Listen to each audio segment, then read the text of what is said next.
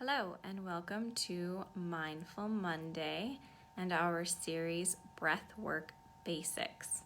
My name is Allison Knight and I am the health coach for Employee Health Center. I want to apologize in advance if you can hear the annoying high-pitched whining that is currently playing. After I post this video, I will have to listen and see if you can hear it and if it's that much of a problem. I will either try to re-record this later today. I'm just unsure of how that's going to go with the toddler.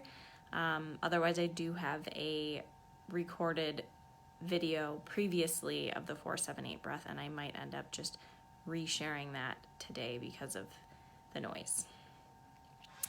So we've been talking about breathwork basics and how this is a powerful tool that you have literally at your fingertips anywhere at any time to help reduce anxiety, manage stress, help with a better mental state and reducing depression, and how, again, you can literally just use that breath as your anchor at any time, anywhere.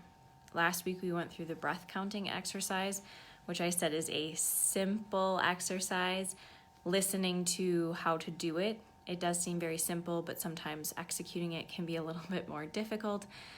Your mind might start to wander again. You might start counting up to 20 and realize that you're not really focusing on your breath. You're not really in that present moment. Now today we're going to go through the 4-7-8 breath, and this is something that, again, we've gone through in the past. It's something that was created by Dr. Weil, who is an integrative medicine doctor who has a ton of experience in both conventional and functional medicine. Why this is a great thing, an exercise to do, is because it's simple, it's quick, you don't need any equipment, and again, you can do it anywhere. So the actual length of the breath pattern is not so important as just the ratio. You might find it hard to do that 4-7-8 breath initially, so you could bring it down and do, like a 2-3-4 pattern to begin with, and ultimately work your way up to that 4-7-8 breath pattern. Really the most benefit that you're going to get from it is doing it at least 2 times a day, but as frequently as needed, again, when you feel like you need that break.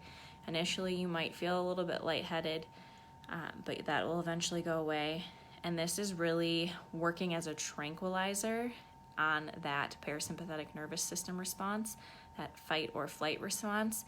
And the good thing about breathing exercises is, unlike a tranquilizer drug, which might work initially, your body might build up tolerance to that and it might not be as effective, or you might need to up that dose. But with breathing exercises like the 4-7-8 breath, it's always going to work no matter what. Your body doesn't adapt to it. So to get started, like any breathing exercise or meditation or mindfulness exercise, I want you to find a comfortable seat, whether that's in your chair, whether that's on the ground, on a meditation cushion or a bench. I want you to be in a upright, dignified, but comfortable position. I want you to flutter those eyelids closed if that feels right for you, or again, find a spot to just kind of let your gaze unfocus on. And then I just want you to start breathing in and out, just letting your breath naturally happen.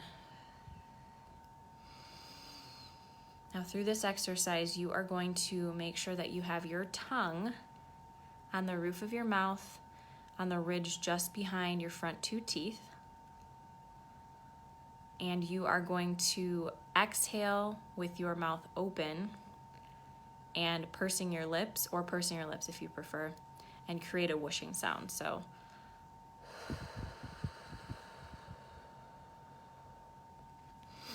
we're going to go through the exercise again. Comfortable position, flutter those eyelids closed, tongue on the roof of your mouth just behind your front 2 teeth.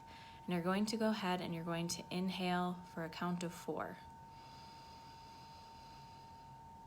And you're going to hold it for a count of 7.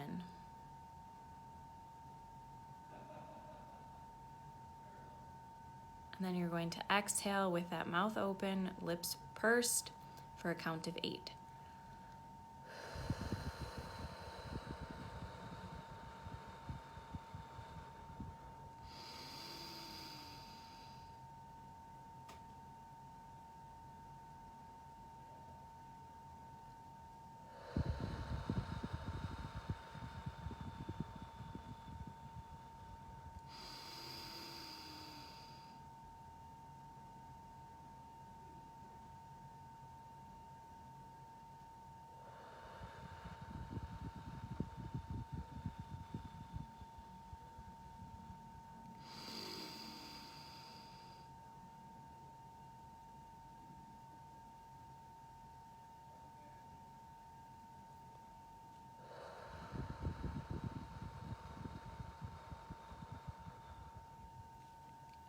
So you want to do that breathing pattern for a total of 4 breaths.